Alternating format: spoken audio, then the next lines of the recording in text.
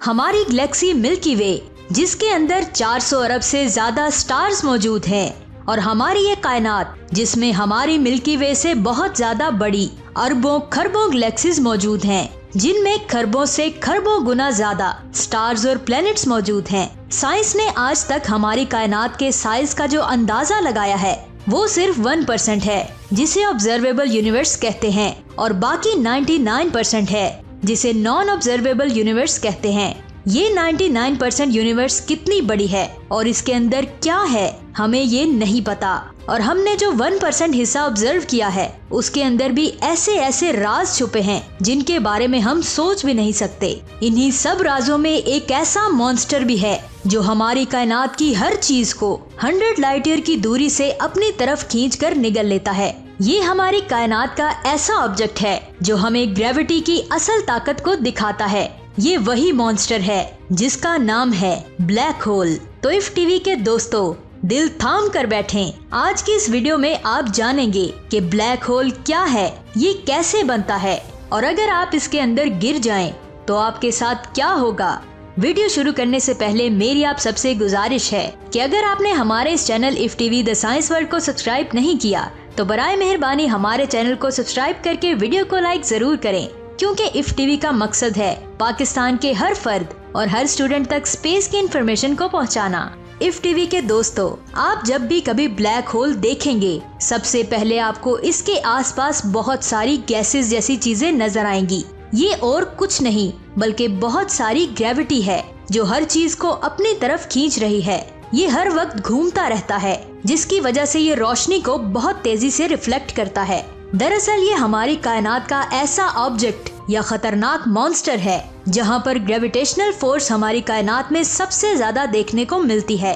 ये gravitational force इतनी ज्यादा होती है कि रोशनी भी इससे बचकर निकल नहीं सकती। ये ऐसी खतरनाक जगह है जहाँ फिजिक्स के रूल्स भी काम नहीं करते। यहाँ पर एक सवाल आता है कि आखिर ये ब्लैक होल है क्या। तो दोस्तों, अगर आप किसी चीज को छोटी जगह में कंप्रेस कर देंगे तो वो एक ब्लैक होल बन जाएगा। यानी मैथमेटिकली कहा जाए तो कायनात की कोई भी चीज एक ब्लैक होल बन सकती है। जी हाँ, आपकी कार, हमारी जमीन, हमारा सूरज या कुछ भी। लेकिन ऐसा कैसे हो सकता है? दरअसल हम अपने आसपास जितनी भी चीजों को देखते हैं वो सब एटम से बनी होती हैं। इसे जब हम क्वांटम लेवल पर देखते हैं तो हमें इन एटम्स के ऑब्जेक्ट्स के दरमियान काफी ज्यादा स्पेस नजर आएगी। अगर हम इन एटम्स के दरमियान से स्पेस को खत्म कर दें और उसे बहुत ज्यादा कंप्रेस कर दें तो उसकी ग्रेविटेशनल फोर्स इतनी ज्यादा बढ़ जाएगी कि वो ऑब्जेक्ट एक ब्लैक होल में बदल जाएगा। ऑब्जेक्ट के इस मैथमेटिकल स्टेट को कहते हैं स्क्वेशियल रेडियस। इफ टीवी के दोस्तों, अब हम जानते हैं कि ब्लैक होल कैसे बनता है। जैसा कि आपको पता है कि स्टार्स ग्रेविटेशनल फोर्स की वजह से हाइड्रोजन एटम से मिलकर बनते हैं। अब हर स्टार के कोर में ग्रेविटेशनल फोर्स इतनी ज्यादा होती है कि न्यूक्लियर फ्यूजन की वजह से हाइड्रोजन के एटम्स आपस में मिलकर हीलियम के एटम्स में बदल जाते हैं। इस अमल के दौरान बहुत ही ज्यादा एनर्जी बाहर निकलती है। ये एनर्जी असल में रेडिएशंस होती हैं। हर स्टार में 2 प्राइमरी फोर्सेस होती हैं जिनका बैलेंस स्टार्स को जिंदा रखता है। पहली उसकी ग्रेविटेशनल फोर्स जो स्टार्स में उसके अंदर की तरफ बहुत ज्यादा दबाव डालती है, और दूसरी उसकी रेडिएशन फोर्स जो स्टार पर बाहर की तरफ फोर्स लगाती है। ये दोनों फोर्सेस एक दूसरे में एक तरह का ऑपोजिशन फोर्स बनाकर किसी भी स्टार के बैलेंस को मेंटेन रखती है। अगर इन दोनों फोर्सेस में से किसी एक फोर्स का बैलेंस बिगड़ा तो वो स्टार कोलैप्स हो जाएंगे। इफ टीवी के दोस्तों, किसी भी स्टार और सन की एक लिमिटेड लाइफ होती है। जितना बड़ा स्टार होगा उतनी कम उसकी लाइफ होगी, क्योंकि वो हर सेकंड उतनी ज्यादा एनर्जी बर्न कर रहा है। इसलिए जो स्टार बहुत बड़े होते हैं वो बहुत तेजी से अपनी एनर्जी खर्च कर रहे होते हैं। इन स्टार्स के कोर में बहुत ज्यादा गर्मी और दबाव की वजह से बहुत ज्यादा हैवी एलिमेंट्स बनते हैं। ये सारे एलिमेंट्स अलग अलग अमाउंट्स में एनर्जी रिलीज करते हैं। इस अमल के दौरान जिस फ्यूजन से लोहा बनता है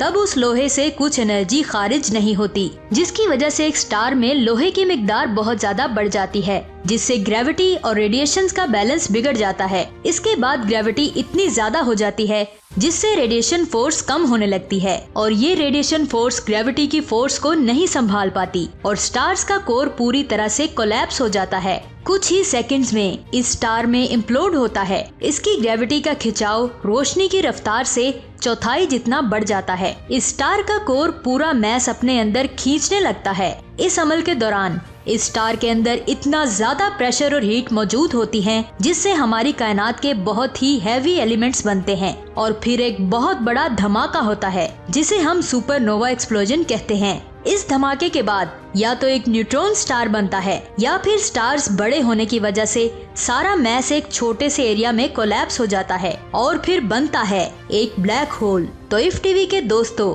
जब भी आप कभी ब्लैक होल को देखते हैं तो असल में आप ब्लैक होल को नहीं बल्कि उसके इवेंट होरिजोन को देखते हैं। इवेंट होरिजोन ब्लैक होल का वो काला हिस्सा है जिसे हम देख पाते हैं, लेकिन ब्लैक होल का वो हिस्सा जो ब्लैक होल के अंदर होता है जिसे हम देख नहीं सकते, वो क्या है और किस जगह मौजूद है?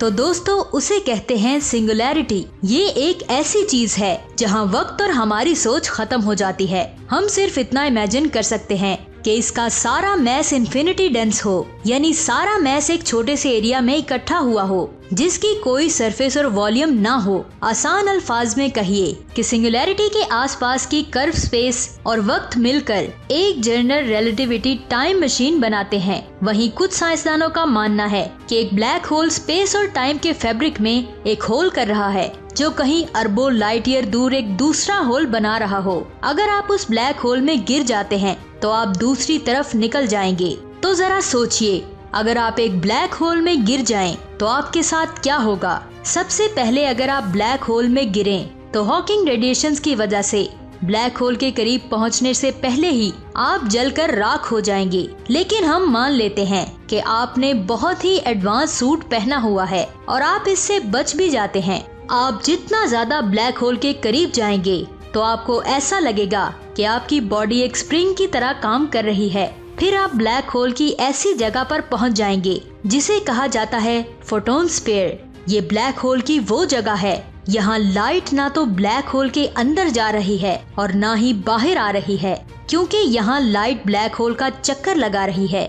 इसी वजह से ब्लैक होल में जब आप गिर रहे होंगे तो आपको वहाँ हर तरफ अपना अक्स नजर आएगा, क्योंकि यहाँ पर हमारे पीछे से लाइट रिफ्लेक्ट होकर पूरे ब्लैक होल का चक्कर लगाकर हमारे सामने की तरफ आ जाएगी। अब आपकी मौत कब होगी ये डिपेंड करेगा ब्लैक होल के साइज और मैस पे, क्योंकि ब्लैक होल अपने ग्रेविटेशनल फैब्रिक में बहुत गहरा कर्व बनाता है। यानी अगर ब्लैक होल बहुत छोटा हुआ तो आपकी मौत इवेंट हॉरिजॉन में ही हो जाएगी, लेकिन अगर ब्लैक होल बहुत ही बड़ा हुआ तो आप ज्यादा देर तक ब्लैक होल में जिंदा रह सकेंगे, क्योंकि आपके पास सिंगुलैरिटी तक पहुंचने का बहुत ज्यादा वक्त होगा। अब जैसा कि आप जानते हैं कि ग्रेविटी स्पेस के साथ साथ टाइम को भी इफेक्ट करती है, तो इसलिए अगर कोई आपको ब्लैक होल में गिरते हुए देखेगा तो आपको ब्लैक होल में स्लो मोशन में गिरता हुआ देखेगा। जैसे जैसे आप ब्लैक होल के अंदर जाते जाएंगे आप सिंगुलैरिटी के करीब होते जाएंगे और आपकी परेशानी बढ़ती जाएगी, क्योंकि यहाँ ग्रेविटी का प्रेशर बहुत ज्यादा होता है